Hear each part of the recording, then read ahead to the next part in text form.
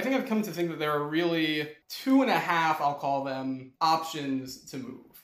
One option is to do that, is to say we are playing within the epistemological realm. We are striving for answers, and that means that we are open to being able to prove our case rationally, but also open to rational dispute from it. And this is why it was 2.5, leads to 2 branches from there. Either admit that and go with that status quo. Again, the first option is going from first principles. Right. Start with belief in God and take me down to Orthodox Judaism in the year 2022. Right. On a rational basis, step by step. Right. How did we get to here? No, I like the cholent. No, like, oh, it's so warm and so beautiful. I need, why is this the truth and the way to live, capital T? Correct. Why is that? That's option number 1. Option number 2 is what in your mind? Option number 2 is removing it from the realm of epistemology completely. Entirely.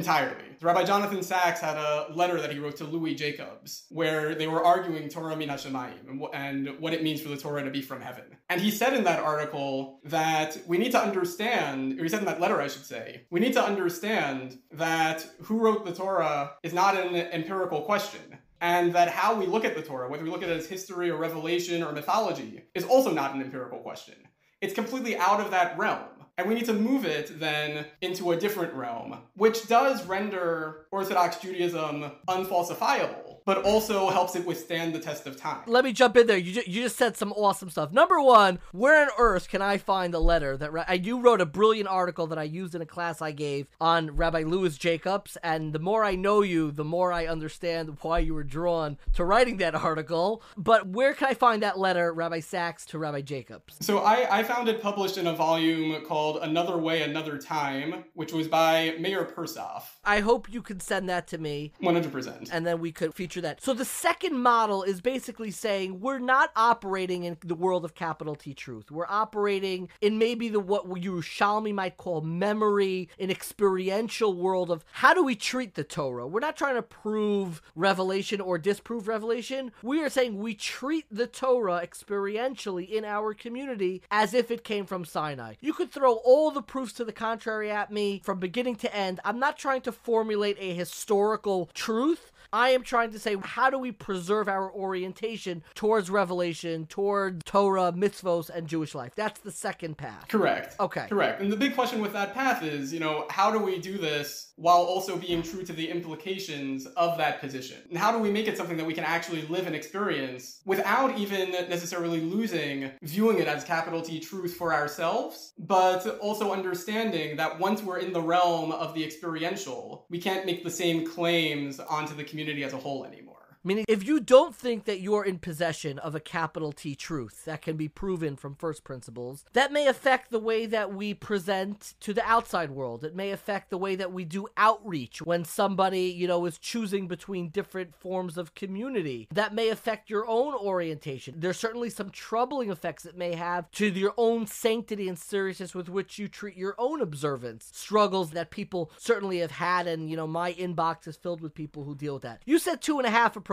I hear 2 so far. First principles, Rabbi Sachs in his letter to Rabbi Louis Jacobs. What's this half principle? Something tells me it's the one I'm going to love the most. So when we look at this approach, we look at that half approach, I think you're right. And that half approach is kind of the gap in between these 2 models. And I think, just because I like bullet points so much, we can do that in 2 ways, each stemming out a little bit from the approach we've looked at before. So the way of doing it within that first approach, trying to stay within the realm of epistemology, means that we need to put time and effort and resources into building the best arguments that we can. What would it look like to have a kollel where the same amount of time spent in Lakewood on Nashim and Nezikim is spent on the Mor Nevuchim, is spent on the Nefesh HaChaim, is spent on even the Tanya, is spent on the wellsprings of Makshava to find new approaches. Sam Liebens, in his book Principles of Judaism, got off to a great start on that, presenting rational cases, philosophically very plausible cases, to believe in Rav Yosef Albo's 3 major ikarim.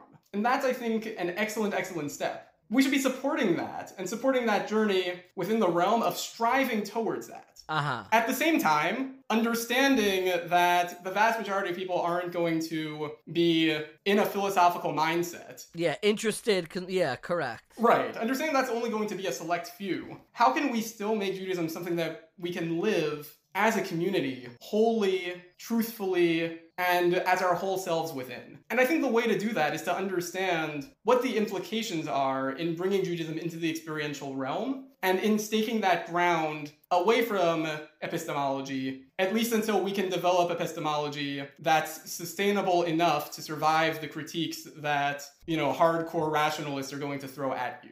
And I think the way to do that, at least to start, is by understanding what it means to have an experiential religious experience make a claim on you. Yehuda Gelman has an excellent book that was very formative in me on this called The Mystical Experience of God. And he makes the argument, al regel achas, he makes the argument that just as we take things like love for granted, things like hate for granted, emotions that have no grounding whatsoever in the physical world, so too our religious experiences we can take as a real experience, as something that makes a claim on me, even on the rational level. Because I feel this, and I know me. I think, therefore I am. I feel this, therefore I know it, and am compelled by it. However, he makes sure to note, that is compelling for you, but your experience is not necessarily compelling to other people. The fact that I experience a call to Orthodox Judaism does not mean that my next door neighbor also will feel that call, and it certainly does not mean that my experience makes any claim on them. What it does mean is that as an outreach professional, I need to make sure that I'm trying to cultivate personal experiences in others. If they don't experience it,